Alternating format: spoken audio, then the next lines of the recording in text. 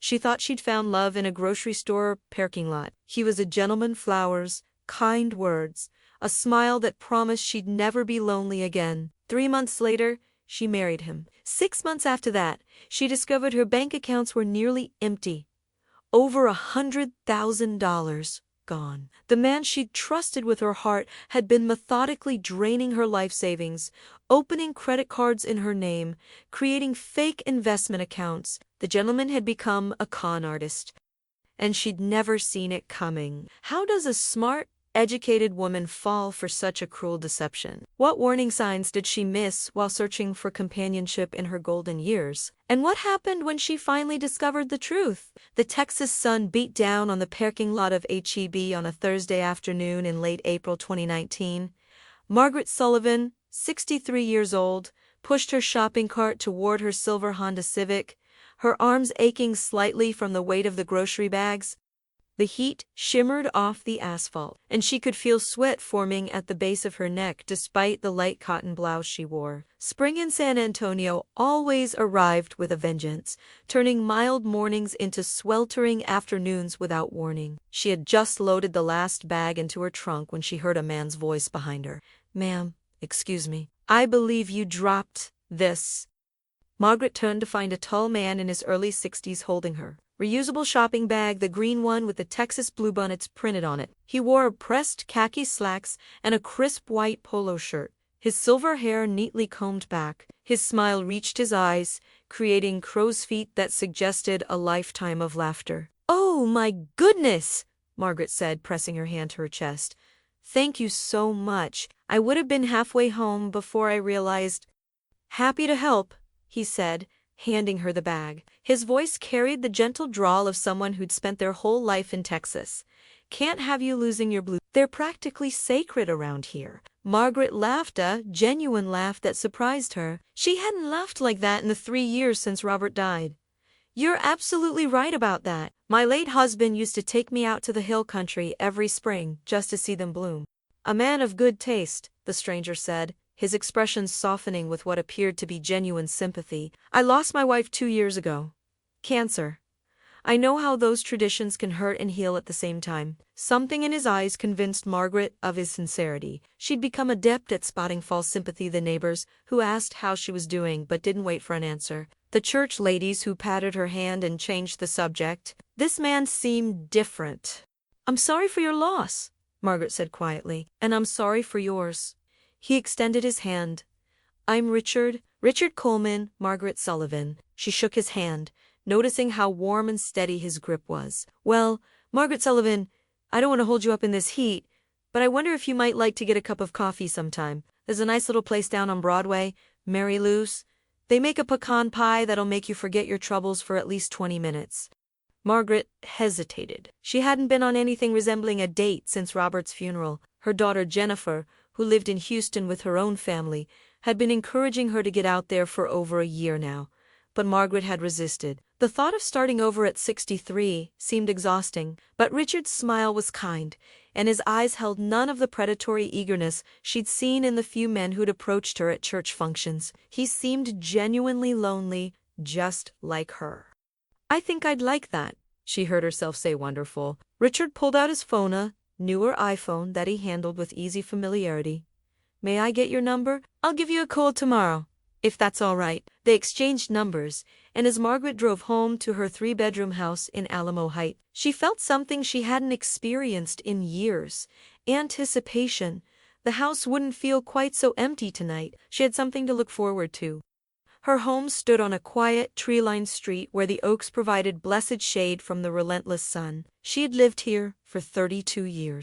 Raised Jennifer here, celebrated anniversaries and birthdays and ordinary Tuesday evenings with Robert here. The mortgage had been paid off 15 years ago, one of Robert's proudest achievements. He'd been an engineer at a defense contractor, methodical and careful with money, and he'd made sure Margaret would be comfortable after he was gone.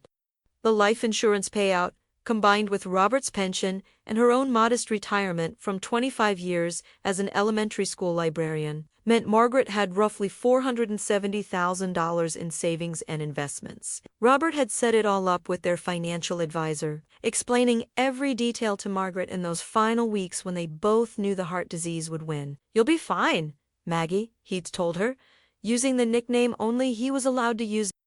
"Just don't touch the principal unless it's an emergency. Live off the interest and the pendant. You'll have everything you need." She'd followed his advice perfectly for 3 years. The money sat in a mix of conservative investments and a high-yield savings account at Frost Bank, earning enough to supplement her pension and Social Security. She lived comfortably but not extravagantly, taking care of the house, visiting Jennifer twice a year, and volunteering at the San Antonio Public Library every Tuesday and Thursday. It was a good life, a safe life, a lonely life. That evening, Margaret found herself standing in front of her bedroom mirror longer than usual, studying the woman who looked back. She'd kept herself up reasonably.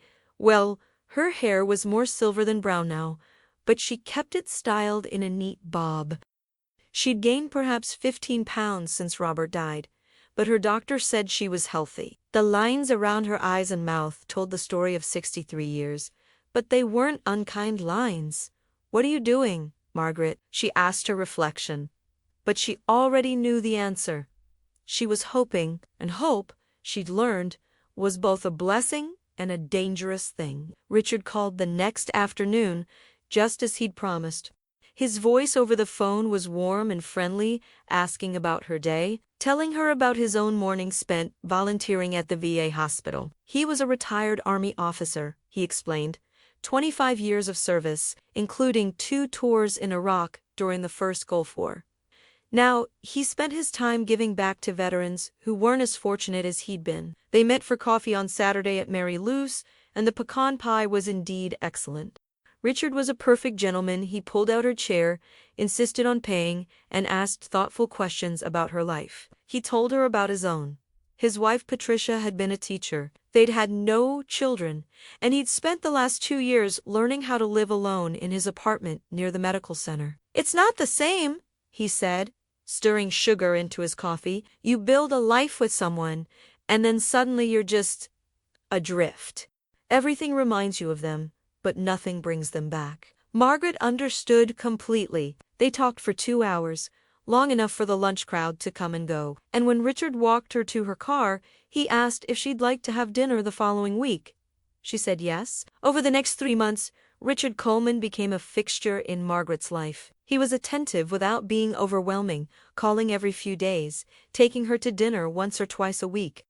He brought her flowers, bluebonnets when they were in season, then yellow roses, the state flower. He remembered details from their conversations, asked about her daughter and grandson, and shared stories about his time in the service that were humble and self-deprecating. He never pushed for physical intimacy, never made her uncomfortable. When he finally kissed her goodnight after their 8th date, it was gentle and respectful, and Margaret felt something bloom in her chest that she thought had died with Robert. By July, they were seeing each other 3 or 4 times a week. Richard had become part of her routine, and Margaret found herself thinking about him during the quiet moments of her day. Jennifer, during their weekly phone calls, seemed pleased that her mother had found companionship. "Just be careful, Mom," Jennifer had said during one conversation. "I know you're smart, but there are people out there who take advantage of lonely widows." "Richard isn't like that," Margaret had replied, perhaps a bit more defensively than necessary. "He's a retired Army officer with his own pension. He doesn't need my money." And she believed it. Richard never asked about her finances, never suggested expensive outings that might strain her budget. He was content with simple pleasures, walks along the Riverwalk, matinee movies, dinners at moderately priced restaurants. He seemed genuinely interested in her company, not her bank account. In August, Richard mentioned that his lease was up for renewal and the rent was increasing substantially. $300 more a month, he said with a rueful smile as they sat on Margaret's back porch, watching the hummingbirds at her feeder. "The housing market in San Antonio has gone crazy. I don't know if I can justify that kind of increase on my pension." Margaret's heart went out to him. She knew how tight money could be on a fixed income, even with military benefits. "What will you do?" she asked. Richard shrugged. "Find somewhere cheaper, I suppose. Maybe look out in the suburbs. It just means I won't be able to see you as often. With the drive and all?" The thought of Richard moving away created an unexpected ache in Margaret's chest. Over the past 4 months, he'd become essential to her happiness. The house didn't feel empty anymore when she knew he'd be calling or visiting. The future didn't stretch out quite so bleak and endless. "You could stay here," she heard herself say. Richard looked at her, surprise evident in his expression. "Margaret, I couldn't impose on you like that." "It's not an imposition," she said quickly. "I have 3 bedrooms and I'm rattling around in this house by myself. You could have the guest room until you find a place you like. No rent, just help with utilities. It would be nice to have company." Richard was quiet for a long moment, and Margaret worried she'd overstepped, pushed too fast, misread the relationship entirely. Then he reached over and took her hand. "Are you sure? I don't want people to talk, or for your daughter to think poorly of me." "I'm 63 years old," Margaret said firmly. "I'm past the age of worrying what people think. And Jennifer will understand. You're a good man, Richard. I trust you." Those words, "I trust you," would come back to haunt her in ways she couldn't possibly imagine on that warm August evening, with the hummingbirds darting between purple sage blooms and the man she was falling in love with holding her hand. Richard moved in 3 weeks later. The transition was seamless. Richard brought surprisingly little with Hema: few boxers of clothes, some books, his laptop, and a small television. He explained that most of his and Patricia's things had been sold or donated after she died, that he'd been living a minimalist lifestyle for the past 2 years. "Stuff just weighs you down," he said as he arranged his books on the shelf in the guest room. "I learned that in the military. Travel light, stay mobile." Margaret helped him unpack, touched by how few possessions he'd accumulated in 62 years of life. It seemed noble, somehow a man unburdened by materialism, focused on experiences and relationships rather than things. Within a week, it felt like Richard had always lived there. He was tidy almost to a fault, always cleaning up after himself, often doing Margaret's dishes before she had a chance. He took over the yard work without being asked, mowing the lawn and trimming the hedges with military precision. He fixed the leaky faucet in the guest bathroom that had been dripping for 6 months, replaced the burned-out light bulbs in the garage, and repaired the loose board on the back deck. "I like staying busy," he explained when Margaret thanked him. "Idle hands and all that." He contributed to the grocery bill without being asked, leaving cash on the kitchen counter with little notes. "For this week's HEB run," or "thanks for the delicious dinners." He was respectful of her space, never entering her bedroom without permission, never touching her mail or personal belongings. In September, Margaret's friend Carol from the library commented on how well she looked. "There's color in your cheeks again," Carol said as they reshelved books in the children's section. "This, Richard, must be good for you." "He is," Margaret admitted. "I didn't realize how lonely I'd been until I wasn't lonely anymore. When do I get to meet him?" "Soon," Margaret promised. "He's a bit shy about meeting my friends. He says he doesn't want to embarrass me if I decide I'm tired of him." Carol laughed. "At our age, we don't have time to play games. If he makes you happy, parade him around town." But Richard continued to demur when Margaret suggested social events. He didn't want to attend her church. He'd had a complicated relationship with religion since Patricia's death, he explained.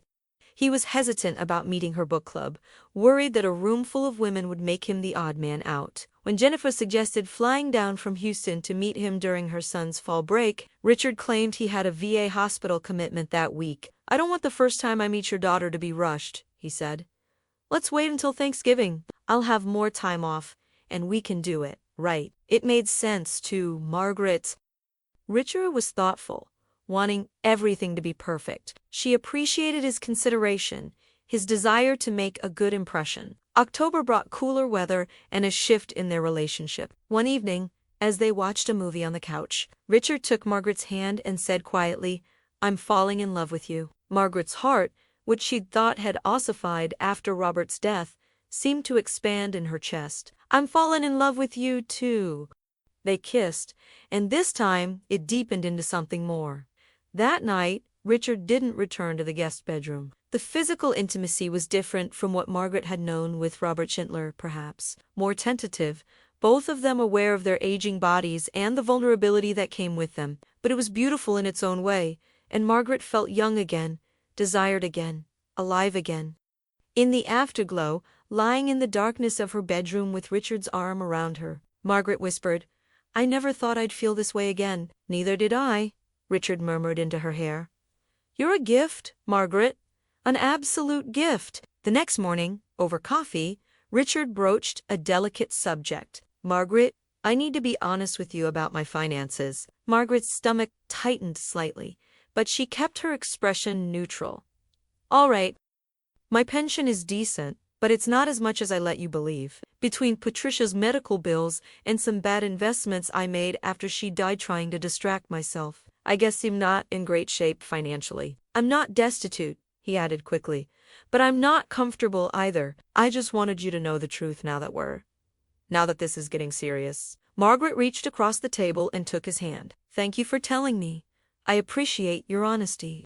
"I would never ask you for money," Richard said, his voice earnest. "Never. I just wanted you to know where I stand. I can still contribute to groceries and utilities, but I can't take you to fancy restaurants or buy you expensive gifts. I hope that's okay."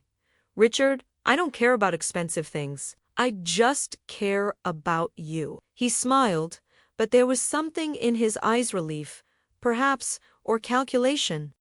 Margaret couldn't quite name it, and it disappeared so quickly she wondered if she'd imagined it. As autumn progressed, small financial requests began to appear, each one reasonable and accompanied by promises of repayment. In late October, Richard mentioned that his car needed new tires, and he was a bit short until his pension check arrived. "Could you spot me $300? I'll pay you back on the 1st. Margaret wrote him a check without hesitation. $300 was nothing in the grand scheme of things, and Richard had been so helpful around the house, he paid her back on November 2nd, just as he'd promised, with an extra $20 for the inconvenience, he said. In mid-November, he needed a new prescription that his VA benefits didn't fully cover. "Just $150 until my check comes through." Again, Margaret helped. Again, Richard paid her back promptly.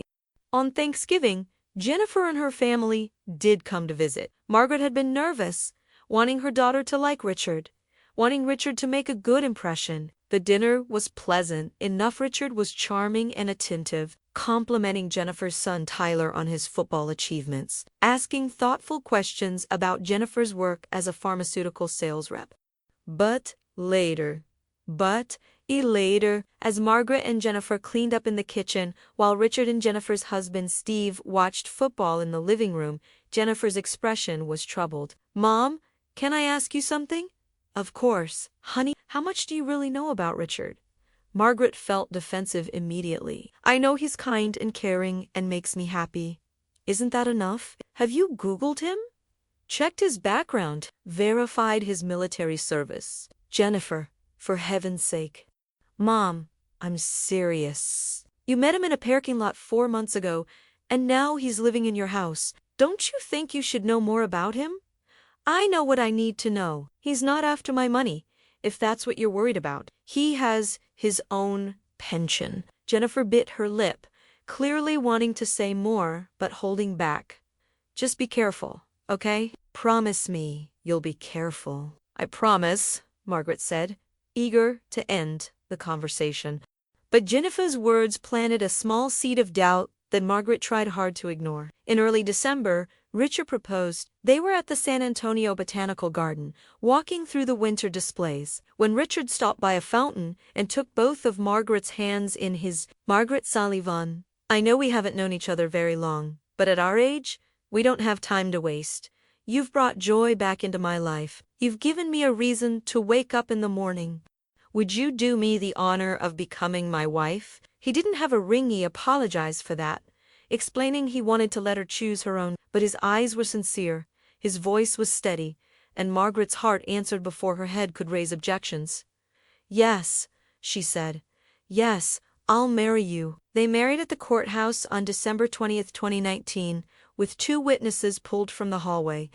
Margaret wore a simple blue dress. Richard wore the same khaki slacks and white polo he'd worn the day they met. Afterward, they had lunch at Mary Lou's, the same place they'd had their first day tan, shared a slice of pecan pie. Jennifer, when told about the marriage after the fact, was silent for a long moment on the phone.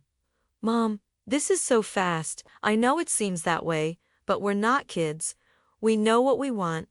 Did you get a prenup?" A prenup? Jennifer, we're both retired people with modest means. There's no need for that kind of thing. Another long silence. Then, okay, Mom.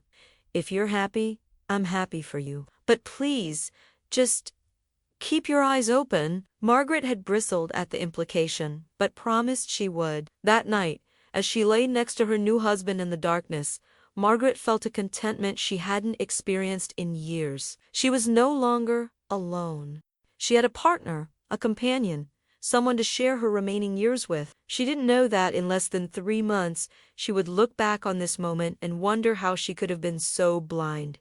The warning signs had been there all along. She just hadn't wanted to see them. The first real warning came in January 2020, though Margaret didn't recognize it as such at the time. Richard came to her one evening as she was preparing dinner, his expression troubled.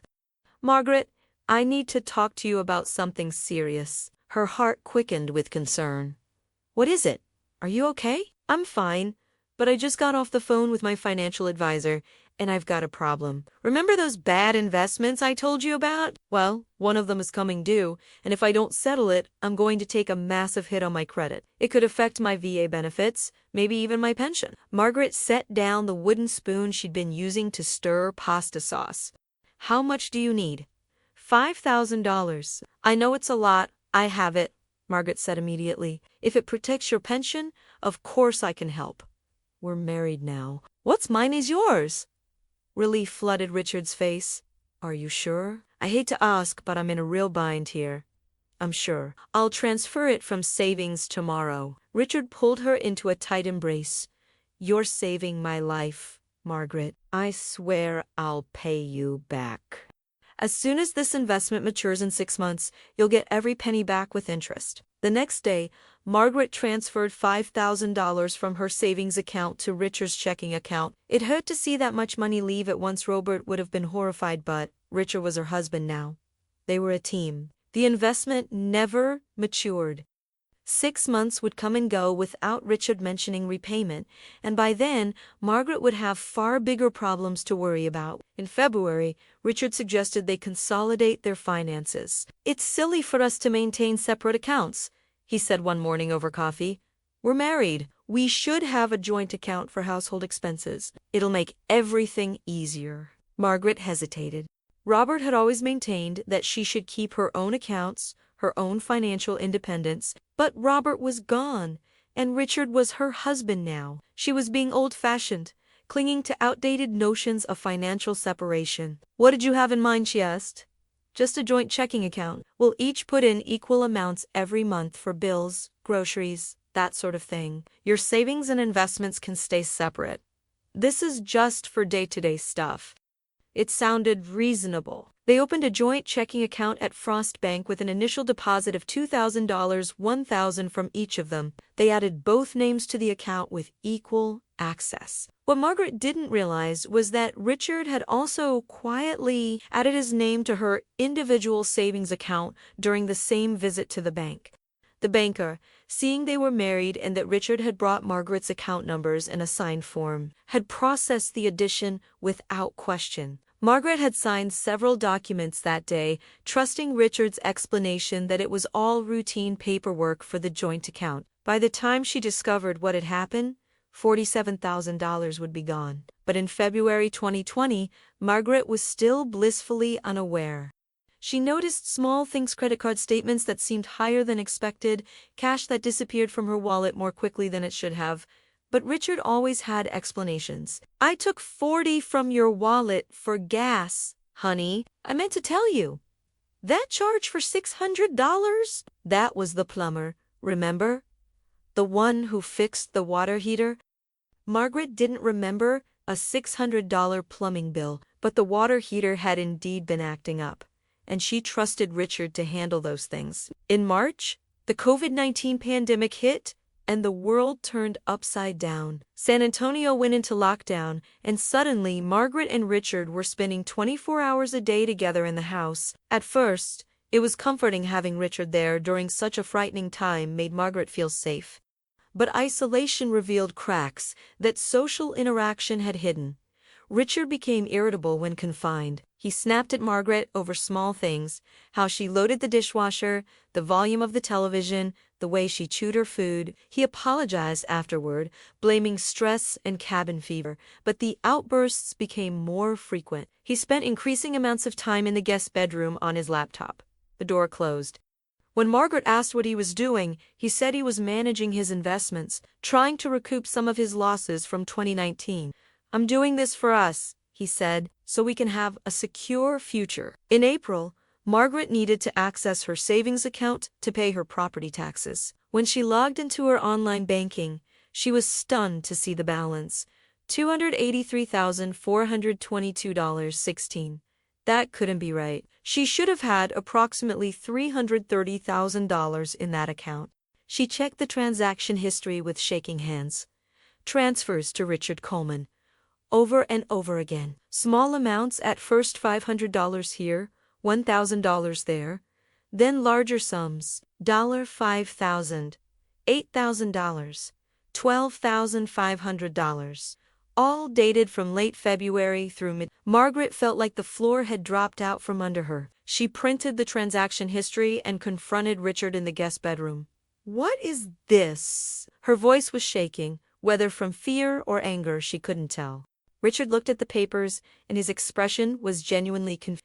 "Those are for the joint account. We agreed I'd manage our investments. Remember? I never agreed to this." "These are huge amounts, Richard. Where is this money going?" "It's going into safe investments," Richard said, his voice calm and reasonable. "Municipal bonds, treasury notes, things that will give us better returns than that pathetic savings account." "Margaret, you are making less than 1% interest. I'm getting us 4, sometimes 5%. This is good financial planning." "But you should have asked me." "I did ask you. In February, when we set up the joint account, you said you trusted me to handle our finances. That's what I'm doing." Margaret tried to remember the conversation. Had she said that? She must have, because Richard wouldn't lie to her. Would he? "I want to see the investment accounts," she said. "I want to see where my money is." "Our money," Richard corrected gently. "And of course, you can see them. I'll pull up the statements right now." He turned to his laptop and spent several minutes typing and clicking. Finally, he turned the screen toward Margaret, showing her what appeared to be official investment account statements with her name and Richard's name listed as co. The balances looked substantial, though not quite matching what had been withdrawn from her savings. "See? It's all right here. Perfectly safe, perfectly legal. I'm just trying to maximize our returns, Margaret. I thought you'd be happy." Margaret wanted to believe him. The alternative, that she'd married a man who was systematically stealing from her, was too horrible to contemplate. "Why didn't you tell me you were moving such large amounts?" she asked, her voice quieter now, less certain. "I didn't want to worry you during the pandemic. You've been so stressed about COVID, and I was trying to handle the financial stuff so you didn't have to think about it. I'm sorry if I overstepped. Next time I'll run everything by you first. I promise." He looked so sincere, so genuinely apologetic, that Margaret felt her anger Maybe she was overreacting. Maybe she was being paranoid, influenced by Jennifer's warnings and her own fear of losing Robert's carefully accumulated savings. "Okay," she said finally. "But from now on, you ask me before moving more than $1,000. Agreed?" "Agreed," Richard said, pulling her into a hug. "I'm sorry I scared you, honey. I was just trying to help." That night, lying awake while Richard slept beside her, Margaret couldn't shake a feeling of unease. Something about those investment statements had seemed off, but she couldn't put her finger on what. The website had looked professional, the numbers had been there in black and white. But why couldn't she remember the name of the investment company? In May, Margaret tried to access the investment accounts Richard had shown her. He'd written down the login information, and she'd tucked it into her desk drawer. But when she pulled it out and tried to log in, the website didn't exist. She typed the URL carefully 3 times. Each time, her browser returned an error. This site can't be reached. Heart pounding, Margaret searched for the company name, Cornerstone Wealth Partners. Nothing came up except generic results for wealth management firms. No specific company by that exact name with offices in Texas. She tried calling the phone number on the statement, disconnected. Margaret sat at her desk, the printout trembling in her hands as the truth began to crystallize in her mind like ice forming on a window. Richard had shown her fake statements. The website had been fake. The company didn't exist. Her money was gone. All of it. When she confronted Richard this time, his demeanor changed entirely. The gentle, apologetic husband disappeared, replaced by someone cold and calculating. "You don't know what you're talking about," he said flatly. "The pandemic has you stressed out and paranoid. The website doesn't work, Richard. The company doesn't exist." "Of course it exists. You probably just typed the URL wrong." "You're not exactly tech-savvy, Margaret." "Then show me. Right now. Pull it up on your computer. I don't have to prove anything to you." "You're being hysterical." Hysterical. The word hit Margaret like a slap. Robert had never called her that, not once in 35 years of marriage. "I want my money back," she said, fighting to keep her voice steady. "It's our money, and it's invested. You can't just pull it out without penalties. Do you want to lose thousands of dollars in fees? Is that what you want?" "I want to see a real statement from a real investment company." Richard stood up, his face flushing with anger. "You know what your problem is? You don't trust me. After everything I've done for you, all the care I've shown you, you're treating me like a criminal. Maybe Jennifer was right about you, you're just a bitter old woman who's afraid to let anyone close." The cruelty of it took Margaret's breath away. "Richard, I'm going for a drive. I need to cool off before I say something I'll regret." He grabbed his keys and left, slamming the door hard enough to rattle the windows. Margaret sank into a chair, her whole body shaking. In the space of 5 minutes, her marriage had revealed itself to be a lie. Richard wasn't the gentleman she'd fallen in love with. That man had never existed. He'd been a character, a performance, designed to separate her from her money, and she'd let him do it.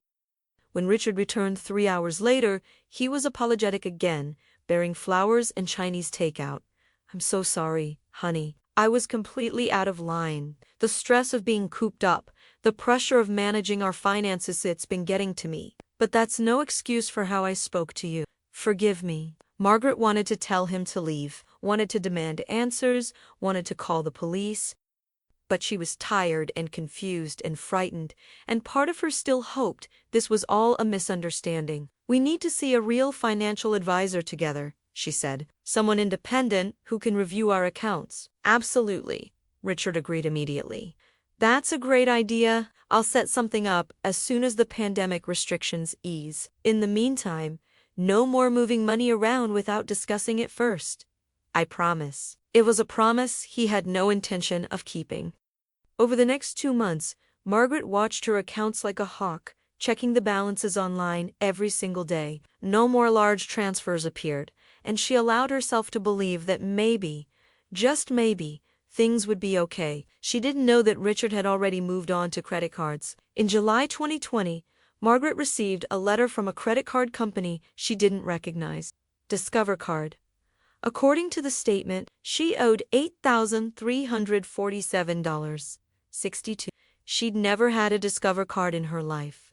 With shaking hands, she called the customer service number. After navigating the automated system and waiting on hold for 15 minutes, she reached a representative. "I received the statement, but I don't have a card with your company," Margaret explained. "Let me check your account. Can you verify your social security number and date of birth?" Margaret provided the information, and the representative was silent for a moment. "Mrs. Coleman, I'm showing that this account was opened in March 2020, with you as the primary cardholder and Richard Coleman as an authorized user. The billing address is listed as your home address in San Antonio. I didn't open this account. I never signed anything. I'm showing an electronic signature on file from March 14, 2020.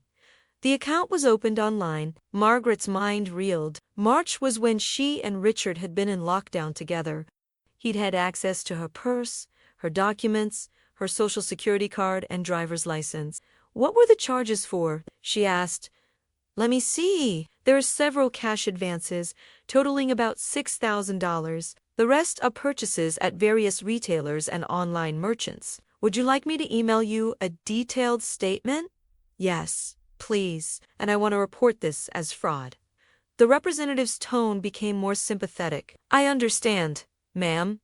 However, since your husband is listed as an authorized user and you share a household address, this becomes a civil matter rather than identity theft. You'll need to resolve it with your husband or through divorce proceedings. But I didn't authorize this card. I understand your frustration, but from our perspective, you're legally married to the authorized user and the account was opened at your shared address. If you'd like to close the account, we can do that, but the balance would still need to be paid. Margaret felt like she was going to be sick. How many other accounts do I have with your company? Another pause. Just this one with Discover. But you might want to check your credit report to see if there are accounts with other issues. After hanging up, Margaret immediately went online and requested her credit report from all 3 bureaus. What she saw made her dizzy. 6 credit cards she'd never applied for, all opened between March and June 2020. Discover, $8,347. 62. Capital One, $12,483. 91 Chase, $7,756. 44. Citi, $9,234. 17 Bank of America, $6,891. 23 American Express, $14,327.85. Total credit card debt. Then she went through the house systematically, gathering every piece of financial documentation she could find. Richard listed bank statements, as an authorized user. Investment records, all credit card bills that had been arriving and that Richard had assured her were just junk mail. Her hands shaking so badly she could barely operate everything across the bed, creating a timeline of financial devastation. The picture that emerged was clear and brutal. From January through July 2020, Richard had systematically drained her accounts and destroyed her credit. The $47,000 taken from her savings account had disappeared into thin air, probably cash withdrawals or transfers to accounts she didn't know existed. The credit cards had been used for cash advances and purchases she couldn't trace. In 7 months of marriage, she'd lost over $106,000. When Richard came home that evening, Margaret was waiting for him at the kitchen table with the printouts arranged in neat stacks. We need to talk, she said, her voice surprisingly calm. Richard glanced at the papers and his expression hardened. What's all this? This is evidence of fraud. Evidence that you've been systematically stealing from me since we got married. Maybe even before. That's ridiculous. 6 credit cards, Richard. 6 cards I never applied for, all in my name, all maxed out. Nearly $50,000 missing from my savings. Where's the money? Richard's face went through several transformations: surprise, anger, calculation, and finally, resignation. He pulled out a chair and sat down heavily. It's not what you think, he said quietly. Then explain it to me. I had some debts. From before we met, gambling debts. Dangerous people, Margaret, the kind who don't accept late payments.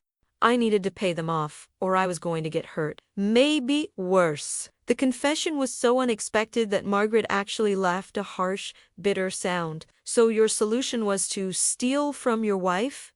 To ruin my credit and take my retirement savings? I was going to pay it all back. I swear I just needed time to get back on my feet. With what money, Richard? Where's your pension? Your military retirement? Does any of that even exist? Or was it all lies?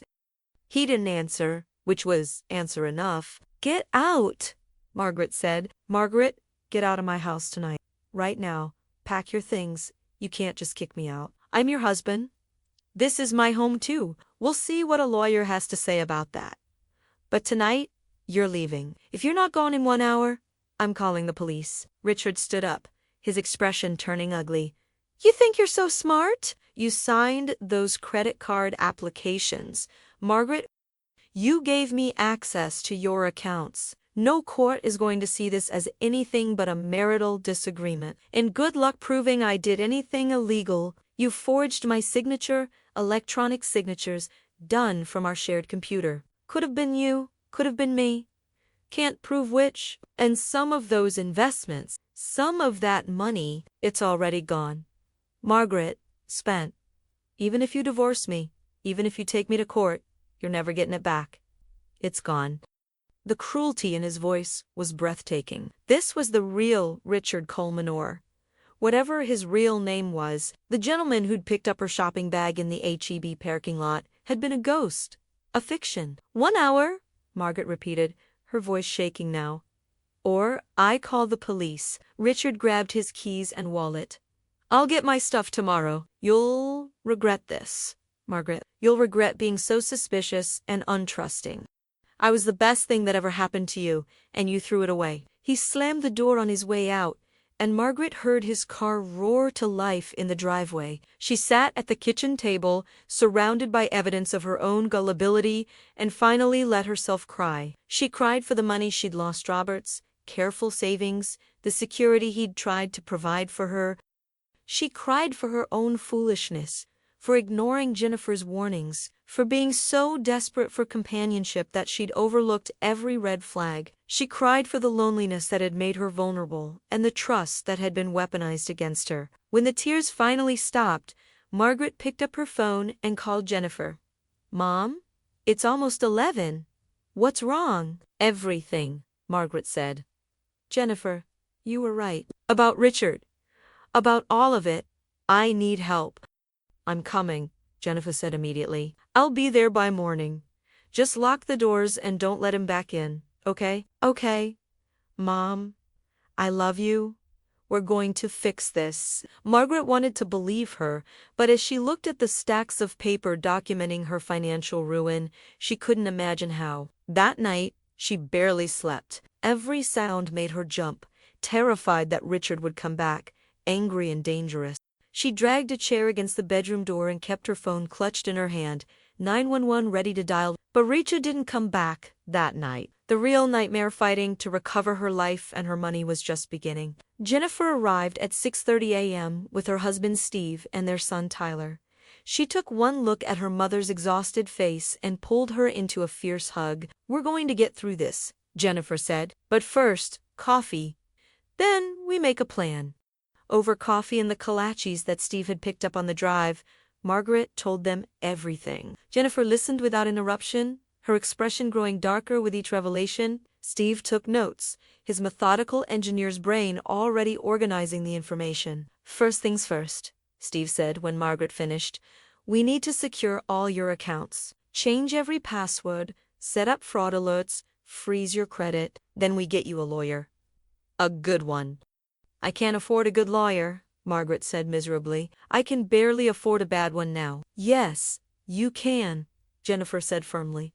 Steve and I are covering it. This isn't negotiable, Mom. Family helps family. The tears came again, but this time they were tears of gratitude and relief. Over the next week, Jennifer and Steve helped Margaret systematically document everything. They pulled bank records, credit card statements, and investment documents.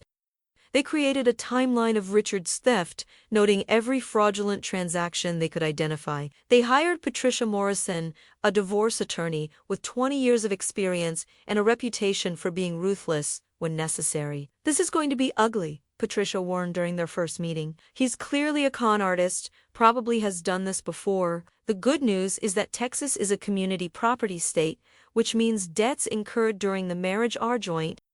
The bad news is that proving he's solely responsible will be challenging. What about fraud charges? Jennifer asked. Can we get the police involved? Patricia shook her head. The credit cards are tricky. They're in Margaret's name, opened from her home computer, using her information. From a criminal perspective, it's hard to prove Richard did it without Margaret's knowledge or consent. It becomes he said, but the money from the savings account?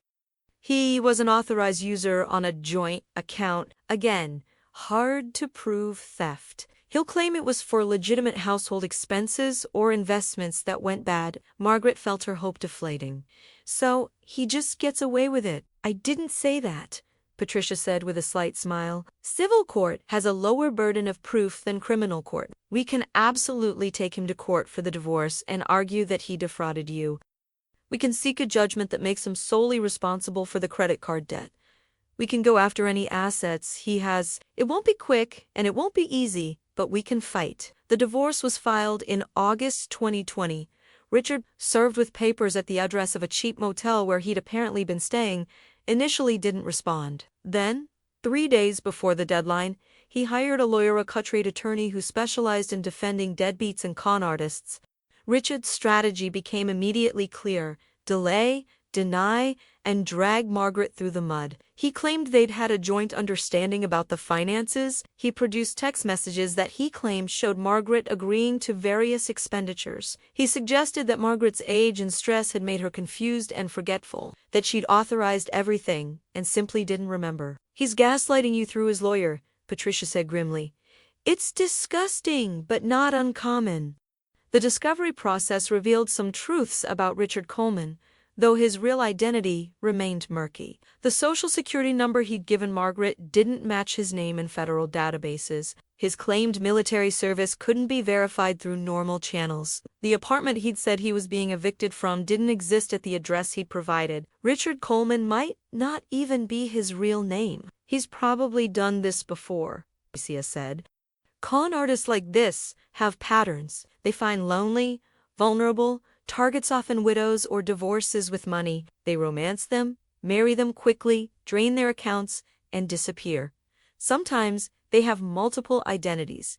Margaret felt sick. How did I not see it? Because he was good at it, Patricia said gently. This wasn't your fault, Margaret. Predators like Richard are professional liars. They know exactly which buttons to push. The credit card companies were unsympathetic to Margaret's situation. As Patricia had warned, from their perspective, the cards were legitimately opened in Margaret's name from her computer. The fact that she was married to the authorized user made it a domestic issue, not fraud. Margaret negotiated payment plans for the cards she couldn't immediately pay off, draining what remained of her savings to settle the smaller balances. Her credit score, once in the high 700s, plummeted to the low 500s. She would spend years rebuilding it. The court case dragged on for 14 months. Richard's lawyer used every delay tactic available, requesting extensions, claiming missing documents, scheduling conflicts. Richard himself failed to appear for 2 depositions, claiming illness both times. But Patricia Morrison was relentless. She subpoenaed Richard's phone records and found evidence of him contacting other women on dating sites, even while married to Margaret.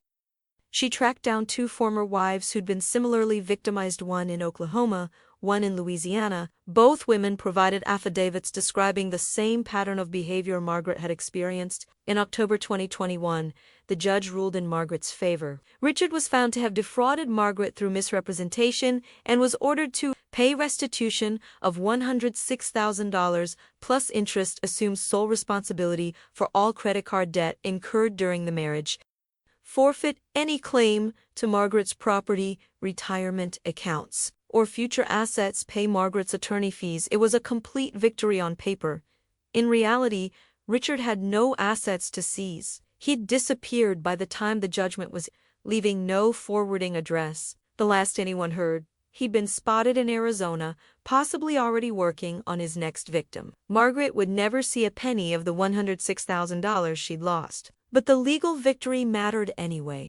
It was validation that she hadn't been crazy or paranoid or hysterical. It was official acknowledgement that she'd been the victim of a crime, even if the criminal couldn't be caught. And it was the first step in rebuilding her life. The second step was facing her daughter. "I'm sorry I didn't listen to you," Margaret said one evening as she and Jennifer sat on the back porch, watching the sunset. "You tried to warn me, and I was so defensive." "You wanted to be happy," Jennifer said, squeezing her mother's hand. "There's nothing wrong with that. I just wish he hadn't taken advantage of it." "I've been thinking about why I fell for it," Margaret said slowly, "and I think it's because I was so lonely after your dad died. The house felt so empty. Every day was the same: wake up alone, eat alone, go to bed alone. When Richard showed up and paid attention to me, made me feel seen and wanted. I didn't want to question it too closely. I was afraid if I looked too hard, it would disappear. You deserved to find love again, Mom. You still do. Just maybe with better vetting next time. Margaret laughed, a real laugh. Next time, I'm running a full background check, credit report, military records, the works. I'll hire a private investigator, Jennifer said, only half joking. Over the following months, Margaret slowly rebuilt her financial stability. She sold some stocks she'd kept in a separate account that Richard had never known about, giving her enough cash to pay off the remaining credit card balances. She refinanced her house to consolidate the debt, accepting a higher monthly payment in exchange for a lower interest rate. She got a part-time job at the library, supplementing her pension and Social Security. The extra income was helpful, but more than that, it got her out of the house, kept her engaged with people, gave her a sense of purpose. She joined a support group for financial fraud victims, meeting every other Tuesday at a community center downtown. Hearing other people's stories, some worse than hers, some eerily similar, helped her understand that she wasn't alone in her experience. At one meeting, a woman named Dolores shared her story of being scammed out of $200,000 by a man she'd met at church. The worst part wasn't losing the money, Dolores said. It was losing my trust in my own judgment. I kept thinking, how could I be so stupid? But my therapist told me something that helped. You weren't stupid. You were human. And he was a professional liar. Those words resonated with Margaret.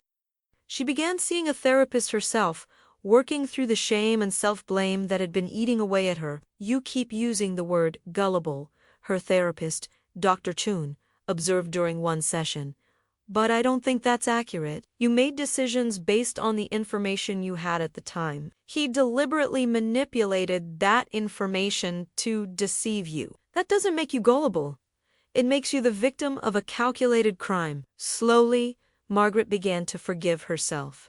She also began to speak out. When she heard about another widow in her church being pursued by a suspicious suitor, Margaret gently shared her own story as a cautionary tale. When the library hosted a senior safety seminar, Margaret volunteered to speak about financial scams targeting older adults. I lost over $100,000, she told the assembled group of seniors. But I learned some valuable lessons. First, trust your instincts. If something feels wrong, it probably is. Second, never give someone access to your accounts, no matter how much you love them, until you've known them for at least a year and verified their background. Third, listen to your children. They might be overprotective, but they're usually right. She listed red flags that she'd ignored. Richard's reluctance to meet her friends and family, his vague answers about his past, the too-quick proposal, his immediate move into her home, his financial emergencies that required her money. His resistance to seeing a legitimate financial advisor.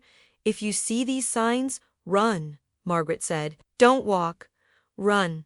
Your loneliness is real and valid, but there are better solutions than falling for a con artist. Several attendees approached her afterward, thanking her for her honesty. One woman, tears in her eyes, said, I think I'm in the middle of this right now, with my boyfriend. He keeps asking to borrow money. Margaret gave her Patricia Morrison's card. Call this lawyer today.